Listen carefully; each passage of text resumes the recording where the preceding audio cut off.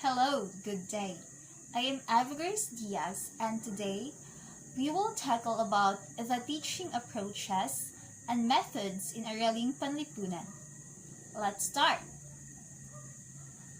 We all know that Araling Panlipunan is one of the subjects in K-12 curriculum that uses teaching approaches and methods in order to have a positive and nurturing learning to happen. Now, learning and teaching approaches means the set of ideas, principles, and beliefs about the nature of learning which is translated into classroom. On the other hand, methods is a systematic way of doing something, and it is procedural.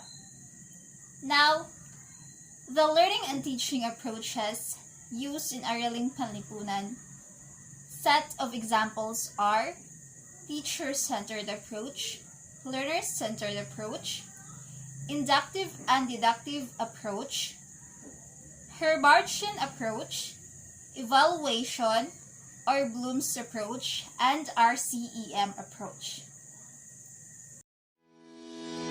Example of approaches. Teacher-centered approach. Teacher-centered approaches are more traditional in nature, focusing on the teacher as the instructor. The teacher functions in the familiar role of classroom lecturer, presenting information to the students who are passively receive the knowledge being presented. Child-centered approach. Student-centered approaches, sometimes referred to as discovery learning, inductive learning, or inquiry learning, place a much stronger emphasis on the learner's role in the learning process. Inductive and deductive approach. Inductive approach, students move towards a specified example to general rules. At first, many examples are put forward to student, and then he draws out a conclusion on the basis of these examples.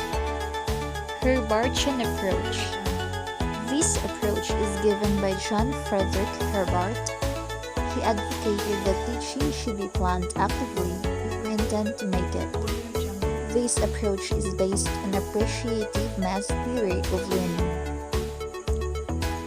Herbart has given 5 steps for this approach: preparation, presentation, comparison and abstraction, generalization, and application.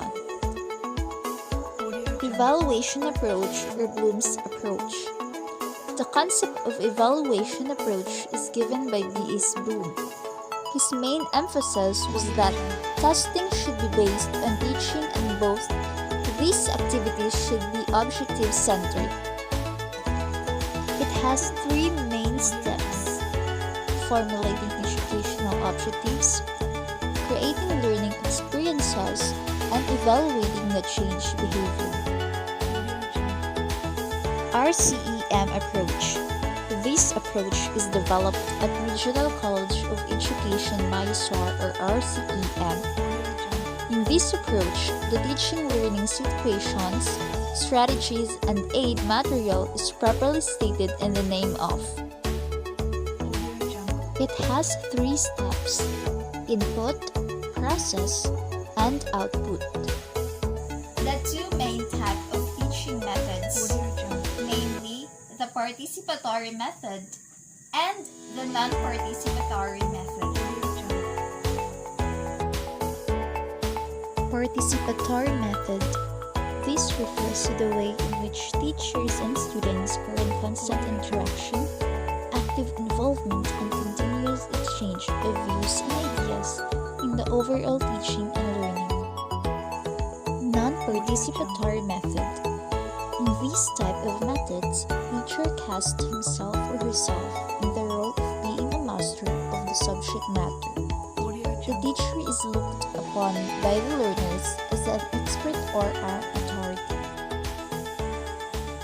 The competency that I chose based on Araling Panlipunan curriculum guide would be that naipaliliwanag ang kahalagahan ng komunidad. The teaching approach that is suitable with it would be the learner-centered approach. This is effective in the sense that learners construct their own understanding based on the topic that they can relate to reality. They can use their experience in order to achieve such outcome with their own pace and together with their peers. That develops teamwork. That's all for today. Thank you.